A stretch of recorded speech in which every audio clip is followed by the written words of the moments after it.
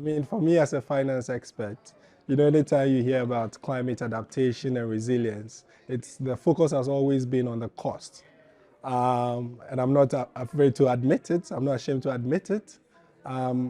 Just the 5 days, you've quickly come to realize that there's more to the benefits. And this school has highlighted the economic benefits and the financial benefits of having an infrastructure which has elements of climate resilience. I mean, it was instructive to note that for every dollar invested in climate resilience infrastructure, you have $4 saved. I don't think that has been trumpeted well enough in the finance world. So anytime we hear of adaptation, well, you know, because of the cost, let's deal with the traditional build and we'll deal with adaptation later. So that has really been enlightening for me. A new concept that have been introduced to, for example, the strategic environmental assessment, which is done at the public sector level, and it's quite holistic at the program and policy level. What is missing in Ghana, for example, is integrating climate adaptation, and it remains abstract until it's implemented into law. So, for example, we have the PPP law. If it's implemented, what it means is that the public authorities are now forced at the feasibility project development stage to embed element of resilience before going out to the market to tender. And that is how you get even private sector to embrace this new way of life. And it should be a way of life. It shouldn't be something on our decks gathering dust. So from GCA, it's more about propagating the gospel.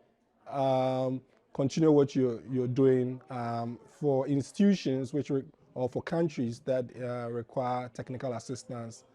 Please do well to get them to understand this. As I said, let them understand it's the new way of life. It's the new, new thing. There's no point building infrastructure like we were doing 20 years ago if the operations and maintenance cost of such an infrastructure is going to be high in the next 5 years.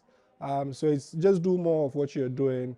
Bring to life more case studies as opposed to more theories so people can actually relate to the concept. Coming from the Ghana Infrastructure Investment Fund, there's a need for me to first thank the Global Center on Adaptation for the good work they've done with GIIF so far in terms of building capacity internally, and then also helping us through a technical assistance support program, which is currently underway, getting us to the Green Climate Fund to become a direct access entity to the Green Climate Fund. So thank you very much to GCA. In terms of going back from this program, I think what we have missed, we all saw climate change as something that is very far from us, but then we are currently experiencing it in the country. And therefore, going back, being an infrastructure fund, there is a need for us to ensure that for every project that we finance, we look at the resilient aspects of those projects. We look at the financing aspect of those projects and then ensure that every project that is financed is aligned with the climate objectives of the country. I think for GCA, there is an existing document which I think 2 years ago was launched in Ghana, where they've looked at the various projects in Ghana that require some form of adaptation. That document is still there. There are a number of projects in the document which have not yet seen any financing. Being an infrastructure fund, we expect that maybe we'll work together with the Global Center on Adaptation to be able to finance some of these projects together by helping us build internal capacity and also helping us get the necessary support and funding from funding agencies so that these projects will become a reality and not just continue to sit in the books as they've been for the past 2 years.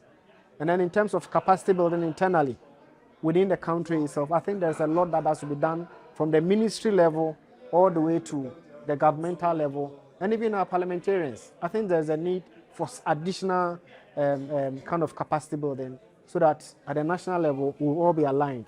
Because once you continue to engage just individual institutions, it becomes very difficult for you to get the kind of impact that you want to have at the national level. I found this Changemakers school very impressive. Why? Because it's a deep dive into the climate issues, and it also tells you that there are the same climate issues that affects other countries, and it's not just Ghana. We've had Uganda, we had Kenya, Senegal as well being here. So they've all expressed the same thing. One thing is very clear: we need to be intentional about it. We need to be intentional about climate to fix the issues. It's also very clear that we need a top-down approach from governments all the way to the different stakeholders. So they actually factor that into their thinking. And therefore it becomes more that it comes down to we are all in this together. There's also the need to look at the financial side of it, because most governments are constrained because of finance, and it need to look at ways to get it in. We talked a lot about finance and climate finance money and the fact that there's a challenge on that.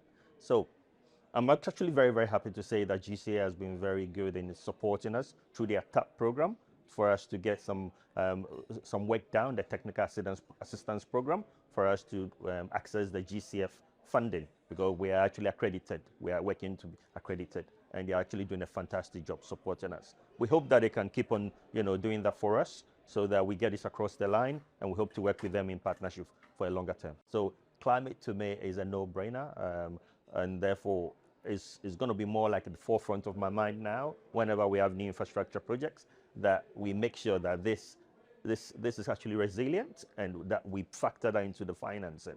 Apart from that, the old ones as well, we need to look at how do we make it more adaptable so that overall it's a win-win for Ghana and for the climate.